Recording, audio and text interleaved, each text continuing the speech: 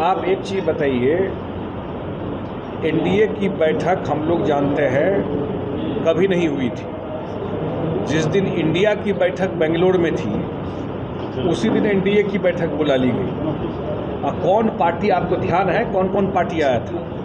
38 party का list दे दिया, कह दिया गया। लिस्ट जारी हुआ क्या?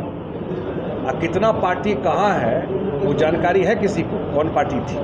तो जैसे ही इंडिया बनी उसका काउंटर इफेक्ट क्या होता है उस दिन दिखाई पड़ गया। और जनता न मालिक है भाई, जो कौन आएगा नहीं आएगा जनता न तय करेगी। लेकिन एक बात जरूर कह सकता हूँ कि नीतीश कुमार जी ने जो मुहिम शुरू किया सबको एक प्लेटफॉर्म पे लाने का, पहले पटना में और फिर बेंगलोर में मीटिंग, वो इस सही डायरेक्शन में जाता है। मंत्री को एक सवाल, मंत्री चुनाव लड़ने वाले हैं? नहीं, ऐसी कोई बात नहीं है। मैं आज बयान देख रहा था, हमारे जो साथी है नीतीश कुमार जी विपक्ष के लोगों को एक साथ एक प्लेटफॉर्म पे लाने का काम देश भर में कर रहे हैं। और बिहार के जनता ने जो मैंडेट दिया है 2025 तक काम करने का, वो जवाबदेही उनके ऊपर है, वो काम वो करेंगे। जो जनता ने आगे क्या होगा वो भविष्य के कर्म में है। लेकिन आज के डेट में नीतीश कुमार जी देश में विपक्षी एकता का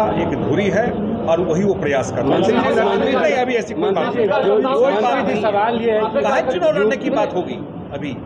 अभी तो उनका काम है विपक्ष के सब लोगों को एक साथ एक प्लेटफॉर्म पे लेकर के 2024 की तैयारी के लिए। आप सब साथी जानते हैं कि यही काम वो तो कर रहे हैं और उस काम में कितने सफल हुए हैं उसका रिजल्ट सामने में है कि पटना और बेंगलोर में जो मीटिंग हुई है और विपक्ष के लोगों को, जो एनडीए के लोग हैं, उनको जाकर के पहली बार मीटिंग करना पड़ा।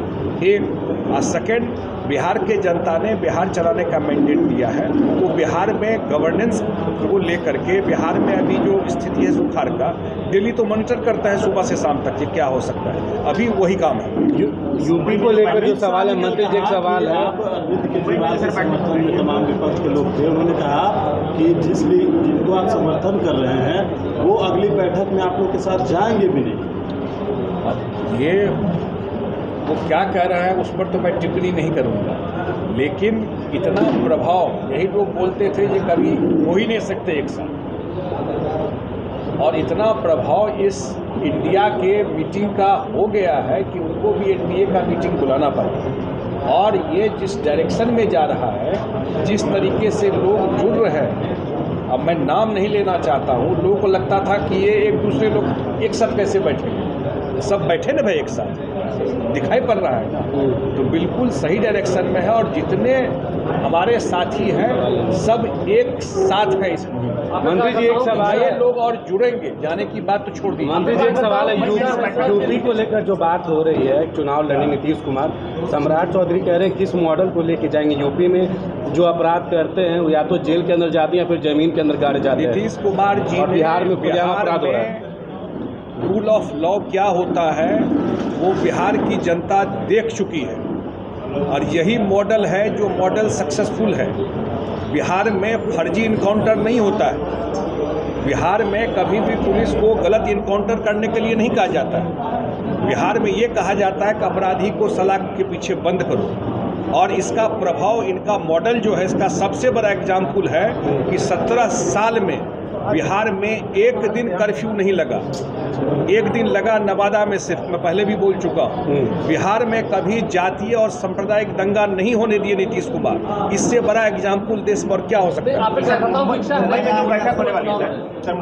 मैंने कहा ना कि मुख्यमंत्री जी अभी चुनाव लड़ने की कोई बात नहीं।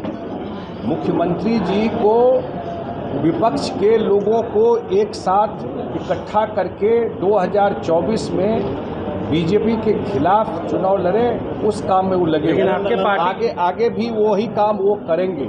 और जो बिहार के जनता ने जो मैंडेट दिया है बिहार में काम करने का, जो उनके जिम्मे आज के डेट में है, वो काम करेंगे। भविष्य के लिए आपके पार्टी के कई नेता कह रहे हैं कि ये क्या दावे कर रहे हैं कि आपके पार्टी के कई नेता उनके सम्मान में है, ऑफिस आने दीजिए, देखिए क्या कितना दिन से बोल रहे हैं, कितने लोगों को लेके चले गए, जो लोग गए लगा कि उनके साथ कितने लोग चले जाएंगे।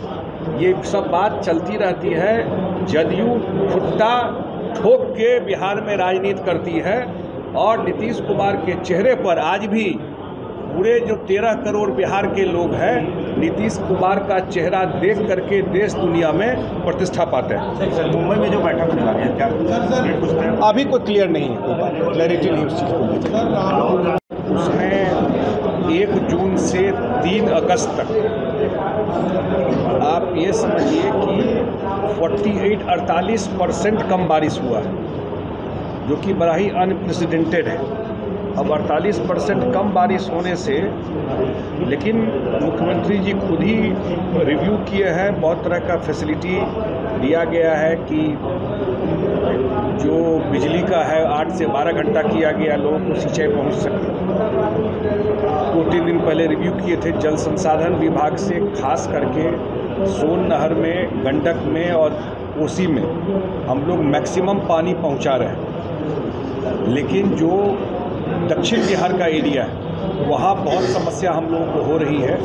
खास करके जल संसाधन विभाग में जो हमारा रिजर्वायर है, जलाशय है, बारिश ही नहीं हुआ है तो पानी नहीं है, 15% हम लोग कर पाए। हालांकि इस मंथ अगस्त में भी रोपनी होता है, लेकिन स्थिति थोड़ी विकट है। उम्मीद कर रहा है, डेली तो आता है प्रेडिक्शन IMD का कि बारिश होगा, 3 दिन से दे रहा है प्रेडिक्शन, अब बारिश हो ही नहीं रहा। कल भी था प्रेडिक्शन कि जमकर बारिश होगा साउथ बिहार में, आज भी था, लेकिन बारिश नहीं हो रहा है। लेकिन हम लोग अपने तरीके से मैक्सिमम जगह पर आपको नहर के द्वारा पानी पहुंचा रहे हैं, और बहुत जगह जहां जहां नहर से पहुंच सकता है, जो पिछले साल के टारगेट से ज़्यादा बड़े एरिया में हम लोग सिंचाई का पानी पहुंचाए। एक समस्या जो है, क्योंकि हम लोगों का बाणसागर से जो ट्रीटी है मध्य प्रदेश से, उससे पानी आता है और सोन में आता है, वो पानी भी मैक्सिमम ले रहे हैं। 17-18 दिन का ही पानी अब बचा हुआ है।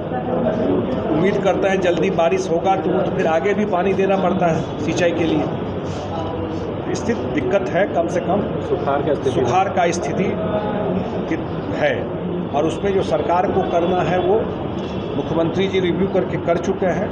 जल संसाधन विभाग से जो मैक्सिमम हम लोग टेल एंड तक नहर का पानी पहुंचाने का है वो हम लोग पहुंचा रहे हैं। पहली बार नहर में हम लोग नाइट पेट्रोलिंग भी करा रहे हैं कि ऊपर के रीच में लोग रोक करके पानी कर लेते हैं, नीचे वाले को पानी नहीं मिलता है। वो सारा चीज़ को नज़र रख रहे हैं। पहले हम लोग सिर्फ फ्लड में मॉनिटरिंग कराते थे, नाइट पेट्रोलिंग कि रात में जा करके नहर पे देखना। पहली बार हम लोग सिंचाई में भी जा करके पेट्रोलिंग करा रहे हैं, उसका फ़ायदा दिखाई पड़ रहा है। ये एक बात थी। केंद्र सरकार की ओर से कुछ मदद हो रहा है या ना कोई मदद हो रहा है, कोई मदद केंद्र सरकार की तरफ से नहीं हो रहा है। और गंगा में तो कटाव भी बहुत जगह हो रहा है, एक तरफ तो सुखाड़ है और दूसरा गंगा में बहुत जगह कटाव हो रहा है। और आप सब साथियों को पता है, कितनी बार मैं यहीं पर बोला हूँ कि जो अपस्ट्रीम में जो सिल्ट जमा हो जाता है वो एक मेन वजह है। तो कुछ जगह कटाव है, उसको भी देख रहे हैं, लेकिन अभी कोई सहयोग ऐसा नहीं। क्या सुधार की कोशिश हो सकता है जो स्थिति बन बता रहे हैं? नहीं, अभी तो हम लोग वॉच रखे हुए हैं। मैंने बताया कि 2-3 रिव्यू मुख्यमंत्री जी के स्तर पर हो गया। 3-4 दिन पहले वो जल संसाधन विभाग और लघु जल संसाधन विभाग का रिव्यू किए थे। जल संसाधन विभाग से मैंने बताया कि जो हम लोगों का लक्ष्य था उसमें करीब 80% तक हम लोग पानी पहुंचा चुके हैं। तो वो एक नज़र है। जो सरकार को मदद करना है, 8 घंटा से 12 घंटा एग्रीकल्चर फीडर में जब बिजली देते हैं वो तो बहुत कम पैसे पर दिया जाता है, तो वो 12 घंटा बढ़ा दिया गया है। अन्य जो मदद है, लेकिन सरकार की पूरी नज़र है। और हम उम्मीद कर रहे हैं कि जो प्रेडिक्शन हो रहा है कि साउथ बिहार में कुछ जगह, जमुई में, मुंगेर में लेट खेती होता है धान का, जो बुआई होता है। कई किसान बिजली फ्री करने की बात कर रहे हैं कि बारिश नहीं हो तो हम लोग बिजली फ्री मिल जाए। नहीं, बिजली फ्री की बात तो कभी इस तरह की बात का बिहार सरकार में इसी बात अभी कितना सब्सिडी दिया जा रहा है। बिजली में सब्सिडी का भारत सरकार ने बढ़ा दिया, लेकिन बिहार सरकार तो नहीं बढ़ाया।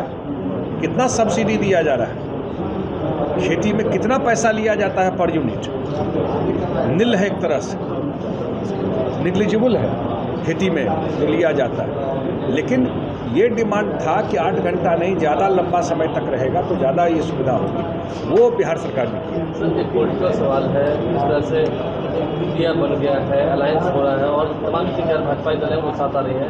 कल अमित शाह ने पार्लियामेंट में कहा है कि चाहे कितना भी गठबंधन। अगर ये वीडियो पसंद आई और वह बिहार के राजनीति और बिहारियत से सरोकार रखेनी तो सब्सक्राइब बटन दबा के चैनल के सब्सक्राइब कर ली। ओजे एगो घंटी बा, ओकरा बटन दबा देला से कुल सटीक और मारक खबर रुआ मुफ्त में मिल जाई। अगर रुआ पत्रकारिता के हमनी के नया प्रयोग में सहयोग कर चाहतानी तो ज्वाइन बटन दबा दी। पेटीएम नंबर नोट कर ली 9386816700। धन्यवाद।